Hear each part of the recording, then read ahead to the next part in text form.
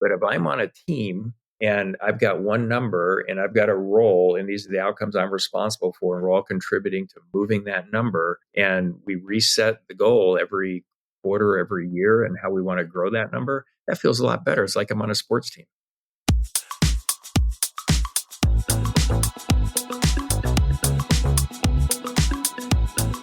Hey, it's the Profit Answer Man, Rocky Lalvani.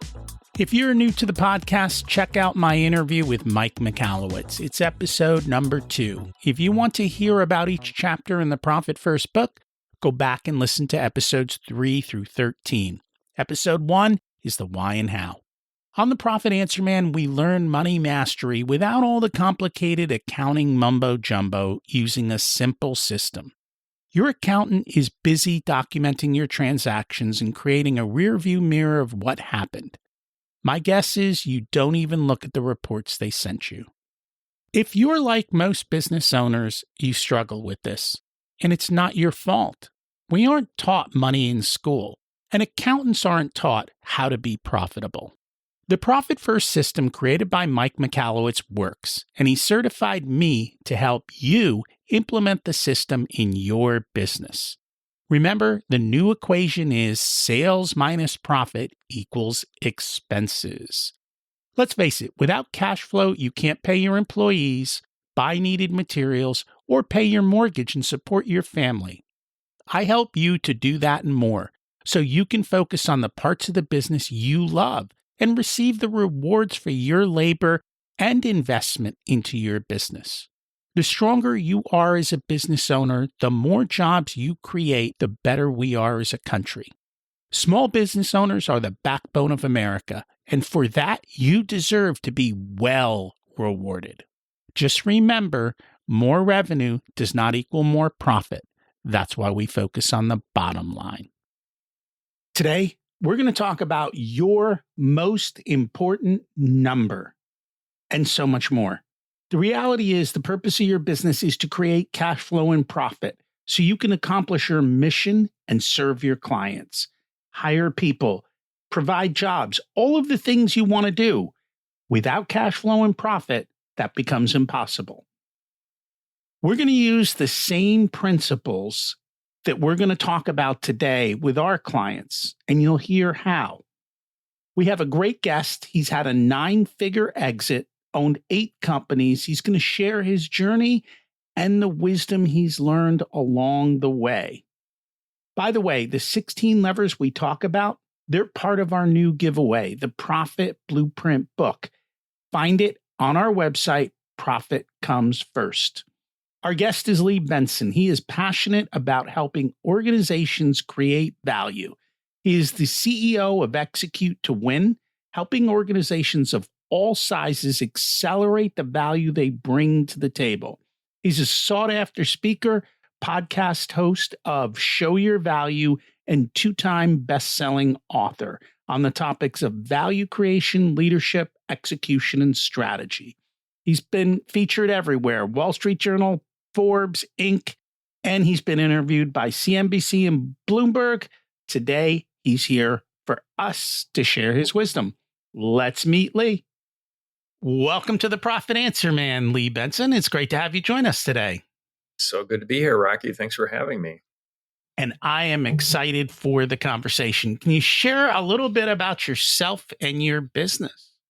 Sure. A bit of background. I've started 8 companies from scratch. One company I don't really count, but it was like running a business. In the 80s, I played over 1,000 nights on stages, concerts, clubs, played guitar and sang in a rock and roll band. It's how I made most of my money back then. And then fast forward to early 90s, basically bought a company for its debt. Had 25 employees. I was sort of the general manager. We lost all of our business overnight. My boss said, close her to sell. You got 30 days. I couldn't find anybody to buy it. And I said, look, I've got this idea that you don't believe in, but let me assume the debt, approximately $600K, 400 to him in paper debt, 200 to creditors, and I'll run off. And if it doesn't work, at least you walk away from the 200 to the creditors. And it's like, he said, sure, of course, take it, run with it. And that was an electroplating company where we did one little process by hand. We called it brush plating, where we repair aircraft parts. So went right out to aircraft operators, started with helicopter operators and said, hey, we can save your $10,000 part for $1,000 or $50,000 part for $5,000. And we used our process, outsourced machining. That first year, there were only three of us left standing. I couldn't afford to pay the two guys that were with me, but I gave them some provisional equity. And I remember when I offered it, one of the guys said, it'll never work. We don't have money. We don't have customers. We don't have equipment, but sign me up anyway. I just want to see what's going to happen. And the other guy said, oh, yeah, it'll absolutely work. Did that first year. We did well enough, almost went out of business probably 15 times, but we did well enough going through that. And the guy that said it would never work, when I sold it in 2016, or we sold it, he got a check for over $30 million. So it was a really good deal for the small amount of equity that he got. And so many lessons along the way. And so from that first one all the way till now, 8 different companies.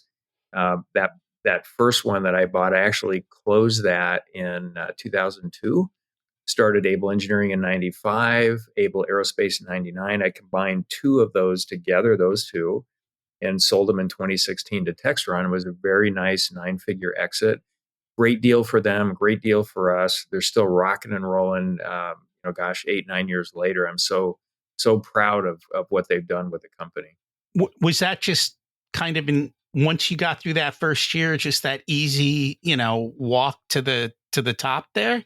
What's interesting, and one of the things I like to talk about to CEOs and founders that will often complain, and I've listened to some of your podcasts, and they talk about how hard it is and almost wanting to give up and going through it.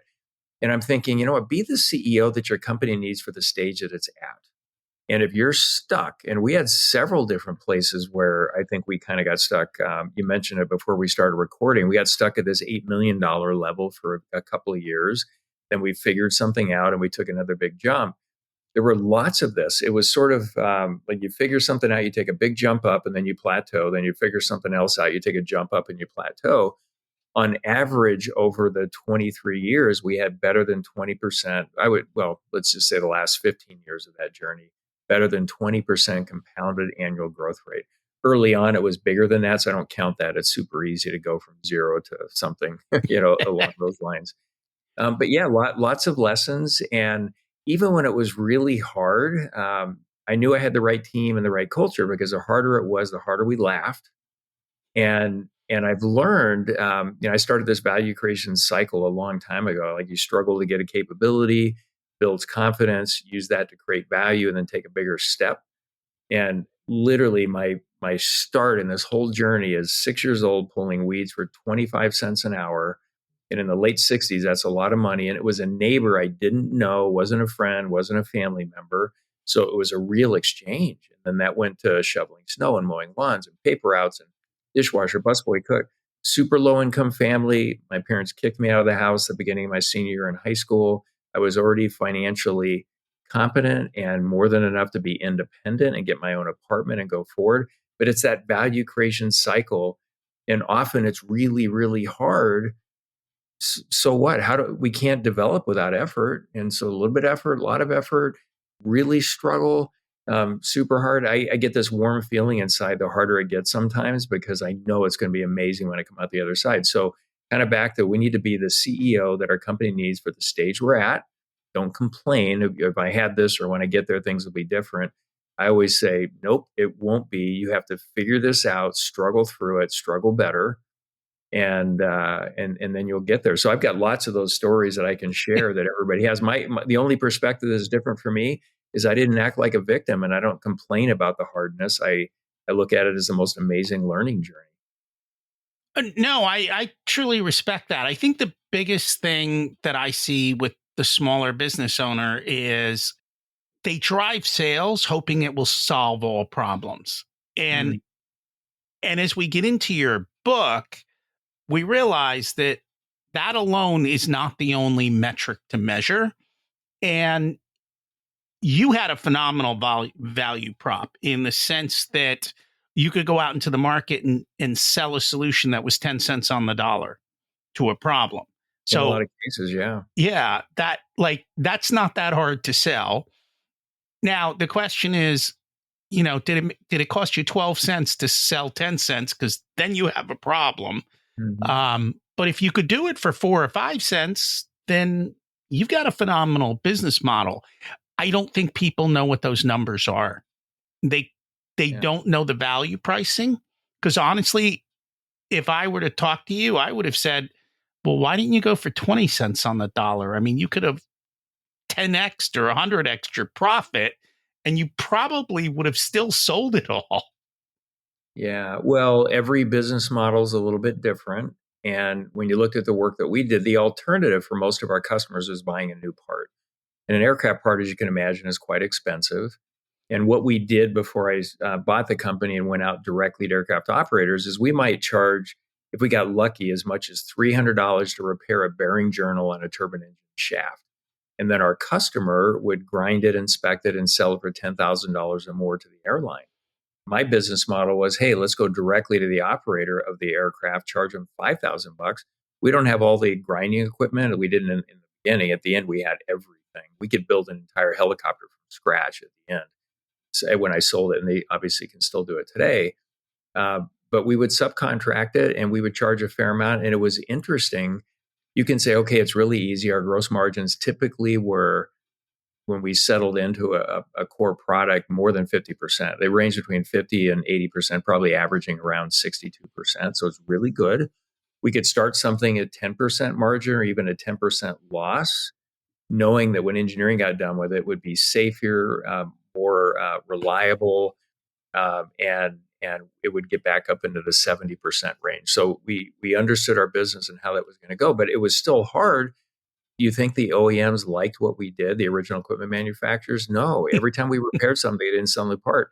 There were lawsuits that came up from time to time where they wanted to put us out of business for that reason. There were competitors that came in. There weren't that many doing what we were doing, but over time, when you create a market, uh, competition will expand to meet the perceived business available. And then you've got, we competed, at least from my perspective, harder for employees than we ever competed for business. And we had 2,000 customers in 60 countries around the world. We were beating our competition in China on price. Getting people was harder. Getting the best people was harder than competing for the actual work. You did a phenomenal job. Yeah, and interesting. And so let's get back to the numbers the way you're talking about it. And I love how you frame it in your three categories. I think about it as this giant value flow structure through an organization, starting with awareness. How do we make people aware that we're here? And then how do we, marketing, right? How do we generate qualified leads? What is a qualified lead? That's really big. And there's a closing percentage that should be in there, ideal persona client. And then you've got closing them. You've got the sales piece of it. And it's about profitable sales, not just revenue. Revenue doesn't equal profit. I wish it did, but it doesn't. And then right. And then you have onboarding of the customer, then you have ongoing experience and everything that goes with it. In my aerospace business, all of the processing, manufacturing, engineering, everything that went into it. And when I sold it, we had just a little over 500 team members. There's a lot of stuff that has to go together. But at any point in time, somewhere in this value flow structure, oh, we need more leads. Oh, we need closing more. Oh, we need customer experience to improve. We need quality over here to improve. So imagine looking at this dashboard and every single team had a most important number that was reflective of the value the team was designed to create. And also, it has to do both these things.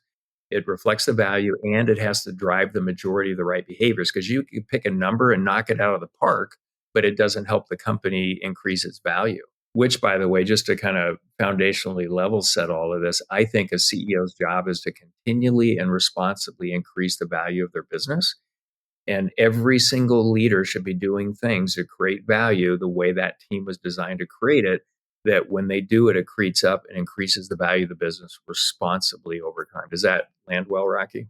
It lands phenomenally well. What we've done is actually taken what you've said and turned it into a massive math equation. And the math equation starts with how many leads came in the door. As you said, what's my conversion rate? But then what's my customer retention rate? Right? How often does my customer buy? Because that's all how we drive revenue. Then we're looking at gross profit. What does it cost me to make it and deliver it. And what I say a lot of times is I can see the numbers in the P&L, but I can't see the leak. The Mhm. leak in the P&L is a bad customer experience all the time, so that people are leaving because you didn't do good onboarding, you didn't deliver good quality, you didn't do it on time. I can't see that in the P&L. You got to build numbers that drive that, but I can see the result in the P&L and go, something's wrong here, or Mhm. something's wrong in the lead flow system or the retention system to be able to do that. Now, you said build value in a company. When I think of build value in the company, I think of the balance sheet, which I think very few business owners ever look at their balance sheet, know Mm. how to read it, or know how to watch it. We look at a balance sheet month to month. Where is the change, and is it going the direction that we want it to go? Yeah. And I think about increasing the value of the business, which you're going to see in large part on the balance sheet typically. And when I sold the aerospace company, to use that example, it was a multiple of EBITDA. Got it. And at the time we sold it, if you were if this is aviation aftermarket, we're repairing and overhauling aircraft parts. If you were a really strong company in that space, you would get about an 8x multiple. We actually got a 21.6x multiple on business that was very profitable, doing around 100 million in sales. And it was because of the how quickly we got there, the believable story about how much we could continue to grow, the strategic buyer that came in. It was a really good deal for them as well. And we thought about creating holistic value out there. So within the team, okay, we need to improve cash flow and continually do better, and profitability, because that's a value of the business, and someday we'll sell, and we obviously did. But also there's emotional energy value, which to me is the X factor for the leadership in the company. I spent a lot of time on that early on, 70, sometimes 100-hour weeks. And it was fun. Like, it was hard, but it was fun. Never felt like work because we were always, moving forward. And the emotional energy was everything. It's like we're creating this environment from which everybody creates value. And at the end, it didn't take me 15 hours a week to run the business. And the rest of the time, I'm working with our 64 leaders and meeting with key customers to land bigger contracts. And then the third bucket I thought about, it's a bucket I call spiritual value creation, but at its core, it's connectedness. So lots of programs to strengthen relationships between team members. And the entire time that I had that adventure, I never had a leader quit, not even once. Had to ask a few to leave because we outgrew them or something happened. Somehow they shifted and it didn't match the culture anymore. We were very intentional about that. But when I think about creating value in all three buckets, doing it in balance, you actually end up making a lot more money too. But I think I'd love to get your take on this, Rocky. So many focus on how much money can I make and how quickly can I make it. All I think about is how much value can I create in the world and how can I have a really good impact on all the stakeholders as people.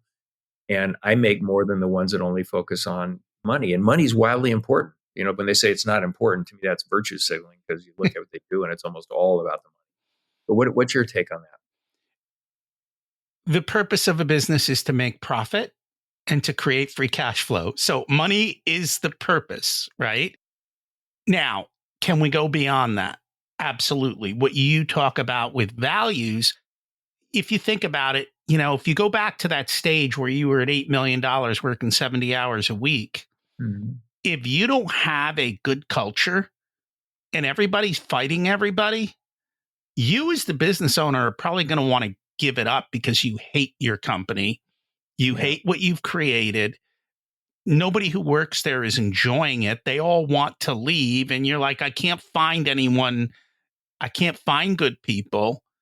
And I think that's a big part of it. Creating a culture that people want to work in allows you to get the best people that you couldn't imagine getting. It creates a line for workers, which in today's world, it's hard to get great Mm. people, Yeah. but that comes down to culture. And then the other thing is the culture has to believe in taking responsibility And you kind of mentioned this earlier, and I didn't get a chance to get back to it. When you pick what you call the most important number, Mm. that number has to drive profit and cash flow at some point, because if it isn't, then we've got a problem. I can't tell you how many stories we hear. Everybody hit their number except the business owner who lost money because they picked the wrong important number, right? Oh, They yeah. didn't pick the most important number that was driving the results that they needed. Yeah. And whatever you set as a target, people will do. And so if you set the wrong target, you're going to have unintended consequences. And I Yeah. think people don't spend enough time thinking through that to say, how do we do this right? And when you have transparency and when you show people, hey, it's like take sales, right? Go, hey, if I'm going to compensate you, I'm going to compensate you on gross profit when we get paid, because that way you know to sell where we make the most money.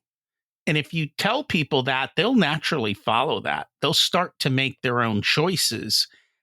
You don't have to pull them along. They just come, right? Because they're going after their best interest, which is your best interest. We have alignment from that.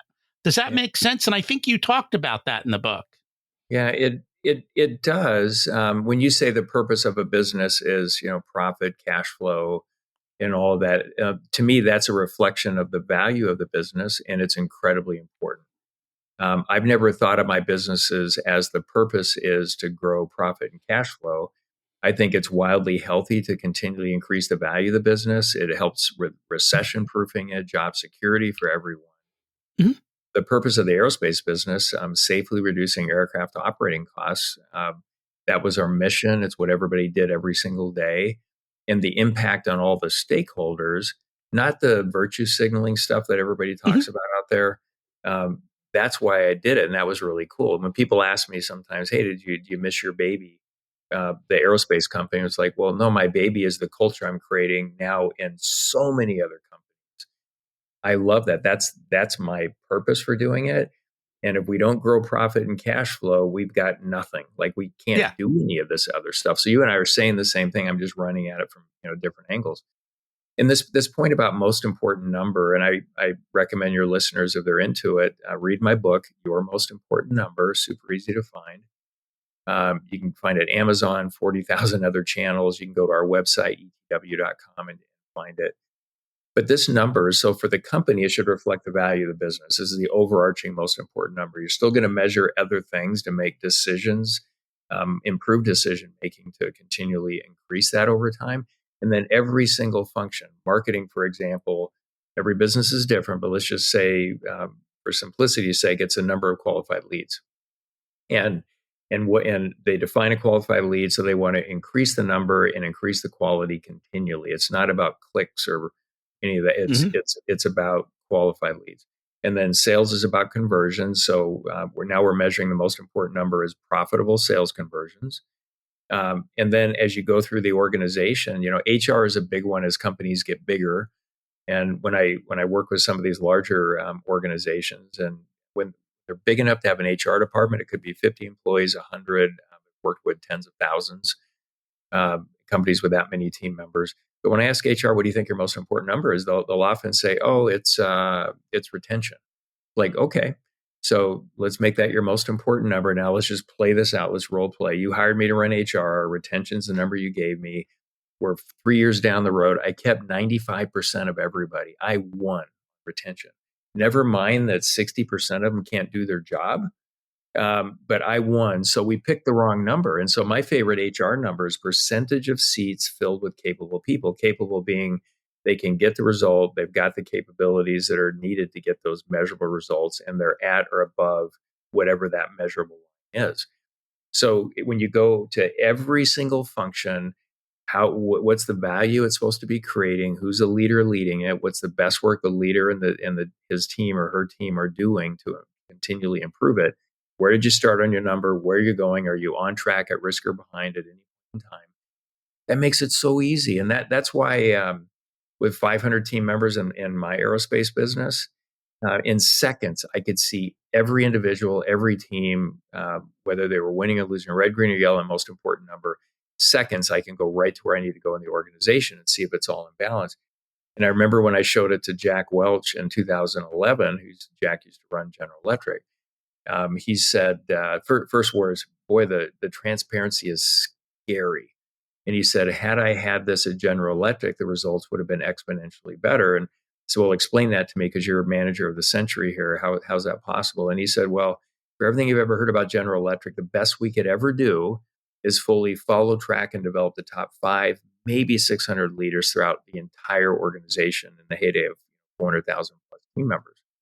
So that's interesting because you talk about Crotonville and all this leadership. He said, yeah, that's right. But once you got past that top layer, it was just checking the box. And so it wasn't really doing it. He said, with our system that I put together, he could have tracked personally up to 2,000 leaders. And with that definition of why he said would have been exponentially better, he's right.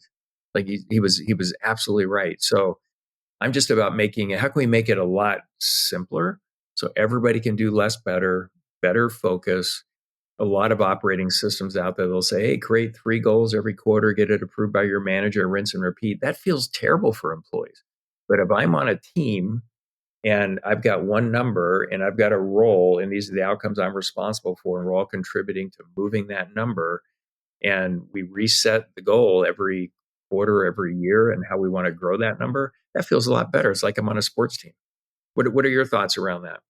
No, I agree with that. And one of the things I tell people is if you have employees who can dramatically improve your efficiency, bonus them like crazy. Like, you talked about your parts and you talked about, well, in the beginning, we might lose a little bit of money on it, but then engineering gets a hold of it and they make it better. And you have a lot to do between that first lead coming in and that part going out the door and the collection.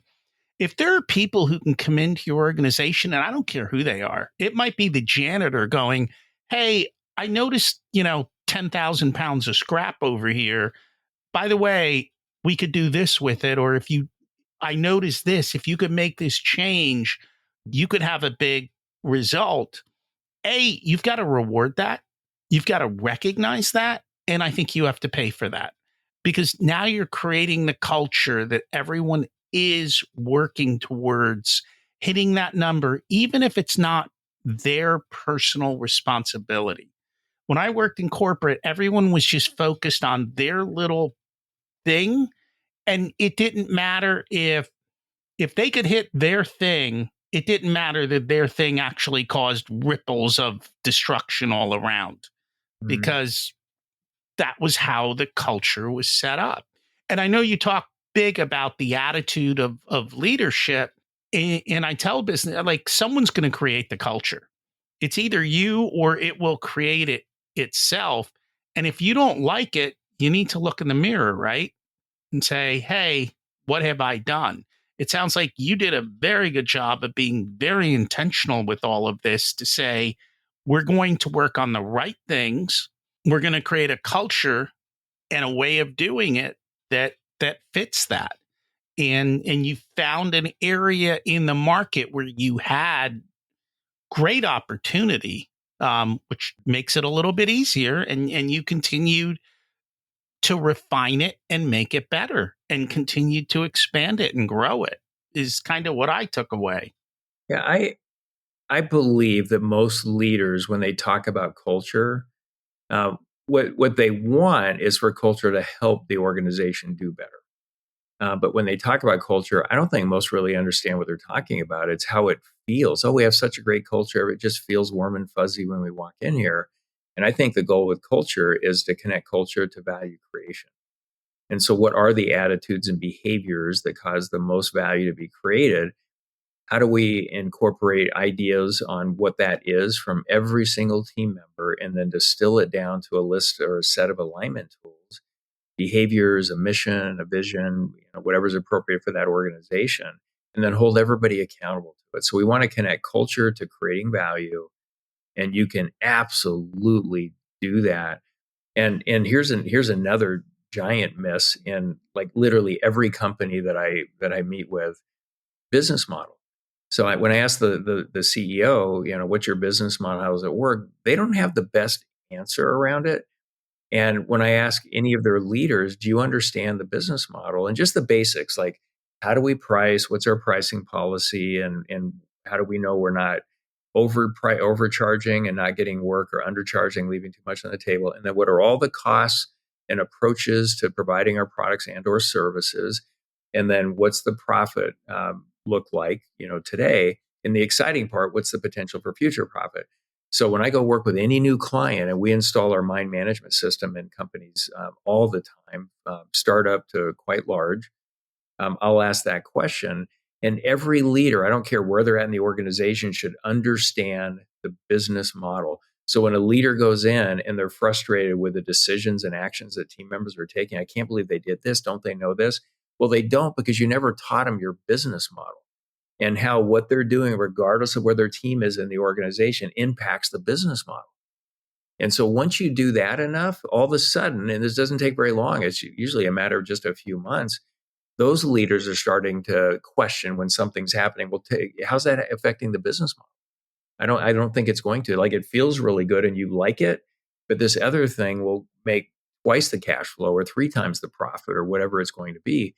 So I think business model is really, really important. And I don't know what you're seeing, Rocky, but wow, it's a giant missed opportunity virtually everywhere.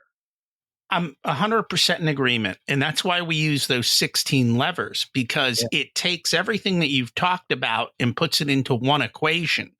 And so if you change this part of the equation, what else is it going to do to this part of the equation? And then what is the end result? I'm a big believer in work less, make more. And too often, I think everyone is just pushing the revenue lever, and that's the only lever they push. They don't actually sit down and say, well, how can I deliver it more efficiently? How can I increase my prices because I'm delivering better value? How do I make the customer experience better? How do I do all of these things? I mean, let's face it, if you're happy at work, you have less turnover. So how do I create less turnover, which then again reduces training costs? Like, all of these things kind of come together. There's no line item on the P&L for them, but you can see the results of all of those things. And it's not always easy to see it unless you get an outsider to come in and look at what's going on and ask some of those deeper questions, Yeah. and help people see it all come together. And the other thing is, and I've noticed this a lot more, asking the simple question of everyone: who pays your salary? And I think a lot of people think, well, the company does. Like, it's got this magic tree out back that prints money. It's like, at the end of the day, the customer pays your salary. So what are you doing to make that customer experience the best it can be? And it doesn't matter where you are in the company, right? Whether you're in marketing, delivery, shipping, all of those things are about, how do we create the best customer experience, deliver the most value? And a lot of business owners, I think, don't even understand what they deliver to the customer. They think they're delivering this, but that's not really what they're delivering. And a lot of times I don't think they understand that fully. Well, and almost all the time, they like their stuff more than their customers do. The customers are buying it, so they like it enough, but they don't really have a handle on what their customers are thinking or saying about it, or experiencing. So when you don't have a handle on it, how do you improve it? So that's another big category. Every leader should know exactly what our customers think about our product or service, and what they can actually do in their part of the business to improve it. So 100% agree with that. Now, the stuff we're talking about, your 16 levers and everything, this should happen. It's so easy to say all this stuff. So the challenge is, how do you operationalize it? And so and this is decades in the making, as I developed this mind management system, the acronym stands for most important number in drivers. So The number is each team reflective of the value, drives the behaviors that you want. You still measure other things, but only to help make decisions. The drivers are categories of work that each team can leverage to continue to improve that number. So they're evergreen. It's your continuous improvement effort. So when you look at a team and you say, here's how we create value, we're on track, we're overdrive, we're under, but this is how we're going to get back on track. So I can see where they're at and the best work they're doing to continually improve it. And with this mind management system, how do you tie it all together and do everything you're talking about and make it easy and sort of catch fire on its own where team members run with it? Most operating systems, and there's a lot of them out there, scaling up, 40X, OKRs, EOS, they make it more about, did you do the process right? And did you call it the right thing? And as soon as I start I'll talk to the top leader or two and they'll say, oh, it's amazing. It's incredible. Sometimes they say, oh, it screwed our company up and we dropped it, but it's incredible. Then as I start going down, the goals are terrible. Like, oh my gosh, like 95% of the goals are not very thoughtful. They're terrible. The leaders it's like their products and services. They think the customers love them a lot more than they do. And they think all these goals and everything is working, but they're just terrible. And so I wanted to come up with an operating methodology that it's really simple, really easy. And one of my slogans is do less better. There isn't one team I've ever run into, or even a company, even as big as a $60 billion market cap, that has more than four things that create 80 to 90% of the entire value for the business. And until we're doing those three or four things, 8 or 9 out of us on a scale from 0 to 10, let's not go do anything else. And it's hard, like you get it going and it's really hard to take it from a 5 to a 7 to an 8 to a 9 to a 10. And so because that's hard, they don't do it. And then they just grab the next shiny object and they run after that. And that's why they don't create nearly as much value as they could. So, back to this mind management system that we have, it's so simple, so practical, changes the language, changes the focus. It's fun. And every company that does it gets a step change, whether it's for profit or even nonprofits. We've done significant increases in the number of nonprofits and revenue. And I agree with you. And I think off the top of my head, I don't remember, but maybe you can give us an example of when you're picking the number, what's a bad example of picking the number and what does a better example of picking that number to measure look like? Because I think that's where a lot of people struggle. They don't know how to pick the right number to truly go after. Yeah, that's fantastic. So I already talked about one, HR, you could pick one that you could knock it out of the park, but destroy the company. Every single function has that potential. And so you're always thinking about the value, and you need to include the entire team in coming up with a number. They all need to be involved because they need to own it. Don't give it to them when it doesn't work. They can say it's your fault. They need to come up with it. So when you ask that question, how is this team designed to create value? Marketing, for example. Well, we need qualified leads, and here, so you could say qualified leads, but you don't define it. And they go after qualified leads, and it's just any lead, and all leads are not considered equal. And so it's mediocre at best, or qualified leads that have ideal persona client, closing rate percentage, and here's all the work we're doing to improve it. So that's an example of picking the right number, but not approaching it as well as you could, right?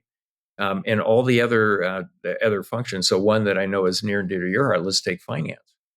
And I think it should be cash flow. And I think their job is to produce financial information and work with every single leader to help those leaders discover the few numbers that will help them make the smartest decisions to improve cash flow and profitability. And it's not like most finance departments, CFOs, they send out these amazing reports, and I'm good at connecting dots and I understand all of this stuff, but they send it out. I went through 4 hours. This is amazing. Thank you. And then I go around the room to the senior leadership team. How are we using this information to create more value for the business? They got nothing. Oh, I just look at it what the sales were and what was left over. So finance's job is to, I think, continually improve cash flows. That would be their most important number. And they work with every single leader so they understand the numbers that they can impact and make better decisions. So what would be a worse number for finance or something that isn't really working? It could be our most important number is really a target where we're going to deliver financial information that's accurate and on time. Okay, well, that's very mediocre. But if you did it this other way and everything was about cash flow and you're educating all your leaders, what's that going to do for the business compared to here's a bunch of reports that you don't really understand or use on time, even though it's accurate? And I agree with you. It's one of the reasons, and it depends on the business, but a lot of times, rather than focusing on revenue, I rather that they focus on gross profit. How Mm. much money do we actually have left to run the business and have in our profit? And then the second thing with you talking about cash flow is where's our money disappearing? And so for a lot of smaller businesses, the thing that we look at is how do we change the time of when the money comes in? So I don't know how you did it in your business as you grew, but Mhm. if they pay for that part up front versus 30, 60, 90 days later, it's a dramatic shift on how cash flows through the business and whether you can grow exponentially or whether you're constantly struggling because you turned into a bank and you're loaning your customers money and you didn't charge for it. I always thought of AR as the last step in the sales process. So it's not an order until the money's actually in the bank. That's And it was correct. important to me that AR had great relationships with our customers because when they were struggling, we always got paid first. We got better deals. There were cases where they couldn't afford to pay us. They owed us, let's say, $100,000. And they would say, "Hey, come down to our inventory and take whatever you want." And we get $1 million in inventory that we could sell for the $100,000 they owed us. So it's the last step in the sales process. 100% kind of agree with you there. But for me and for any business, every single piece of it should be focused on optimizing it. The accounts receivable, gross margin, like all this stuff. The engineering department, just before I lose the thought, at the aerospace business, they'd bounce between 40 and 50 engineers in there, mechanical, aerospace, and all that. They were in charge of optimizing what we had for reliability, safety, and profitability, and developing new products because that's our future profitability. So they were like the keepers of future profitability.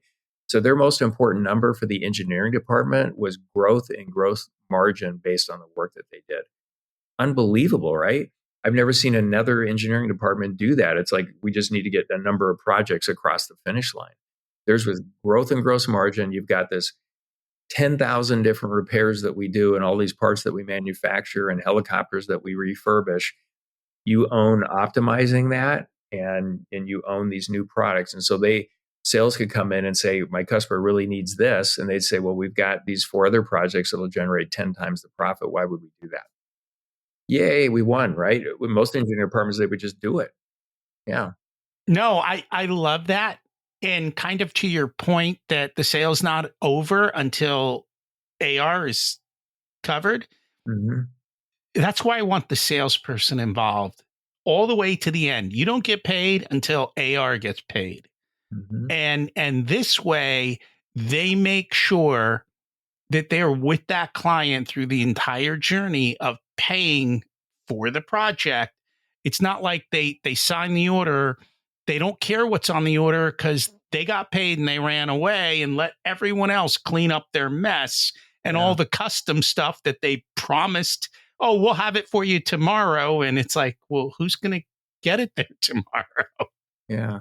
Well, and for all the listeners for this show, where are the hidden relationship opportunities that you're missing? So I just mentioned one. I wanted and still have it. Anybody in accounts receivable needs to have an amazing relationship, especially with our biggest customer, AP folks.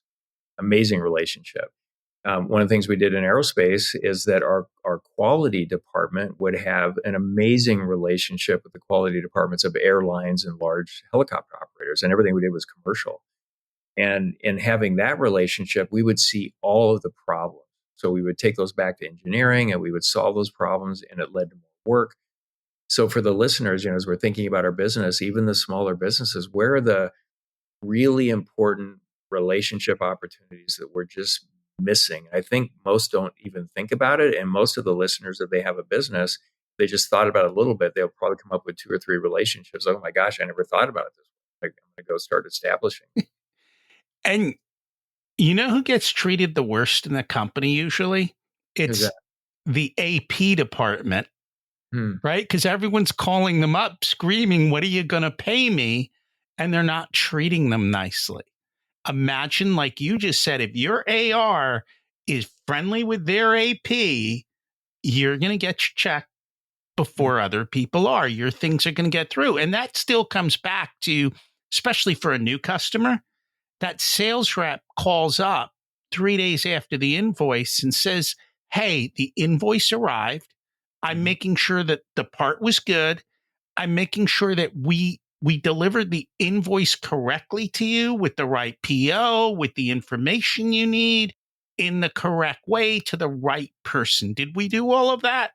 And that again is just continuing that process.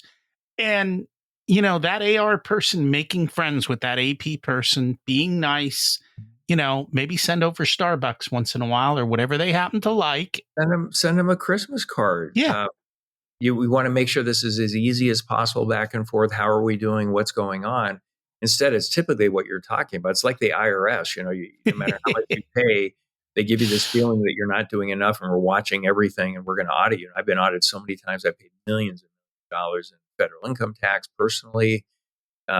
It's crazy. If I was running the IRS, I would be handing out trophies and cookies and fruit baskets for those that are paying millions of dollars in income tax. Thank you, because you're keeping this amazing machine running in the economy. This is so great.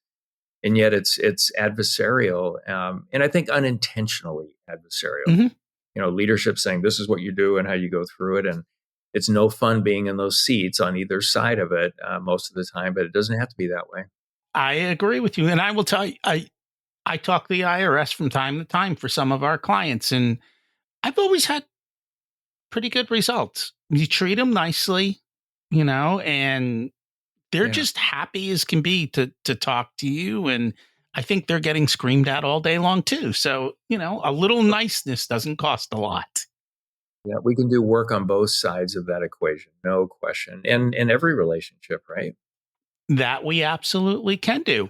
If people would like to learn more about you, more about the book, your services, where do they find you?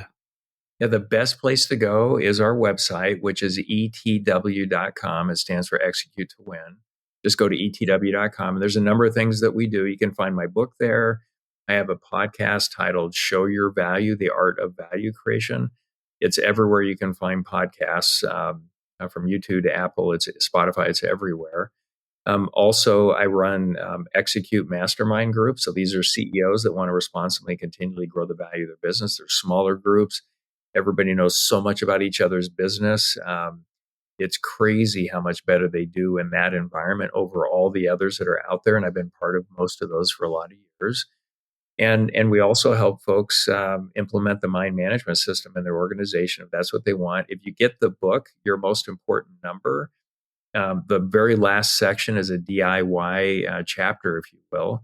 And it's designed that folks can do this on their own. But if you want to go even faster, we can help you with that. And we have software that mirrors it. And I think tools really matter when you're intentionally creating value a certain way with your team members, if they can make it easier to sustain and scale your efforts. Tools don't matter like software if the team hasn't bought into it. So if you're going to create more alignment, more intentional value creation in your business, everybody should be on board with that, not just here's a book and let's see what happens, right? Yeah, and I think too often people try to meld a system to their business or meld the business to the system instead of melding the system to their business. You've got to customize all these things and Yeah. adapt them to the way you do business. You shouldn't change your business necessarily to fit a system if it's not perfect for you. And most systems aren't going to be perfect for you. So you've Yeah. got to kind of have that back and forth and that give and take. Yeah, 100%. And our system, the mind management system, is designed with that in mind. Yeah. You don't change your language, whatever you call it, you still call it that. All the other systems, you change your language. Well, you have to be part of the tribe.